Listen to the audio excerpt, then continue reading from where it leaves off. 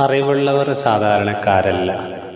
പരിശുദ്ധമാക്കപ്പെടുന്നതായ ഖുർആനിൽ അല്ലാഹു സുബ്ഹാനഹു വ തആല ഒരു ചോദ്യം ചോദിക്കുകയാണ്. ഖുൽ, നബിയെ തങ്ങൾ പറയുക, ഹൽ യസ്തവിൽ ലദീന യഅലമൂന വല്ലദീന ലാ യഅലമൂൻ, വിവരമുള്ളവരും വിവരമില്ലാത്ത ആളുകളും സമന്മാരാണോ? ഇല്ല, ഒരിക്കലും സമന്മാർ ആകാൻ പോകുന്നില്ല. അതേസമയത്ത് വിവരമുള്ള ആളുകൾക്ക് ഒരുപാട് മഹത്വങ്ങളും പ്രത്യേകതകളുമുണ്ട്. അവർ പഠിച്ചതായ ഇൽമിനക്ക് ബഹുമാനവും ആദരവുമുണ്ട്. അതേപോലെ തന്നെ അവർ പഠിച്ചതായ വ്യക്തിയായതുകൊണ്ട് അവർക്കും ബഹുമാനം നൽകപ്പെടുകയാണ്.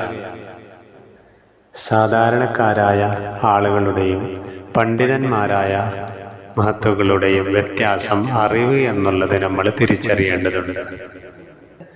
സത്യവിശ്വാസിയായ ഒരു മനുഷ്യൻ ശർഈയായ ഇൽമുകൾ അറിഞ്ഞിരിക്കണം. കൂടുതൽ പഠിക്കാനും താല്പര്യം കാണിക്കുന്നവനായിരിക്കണം.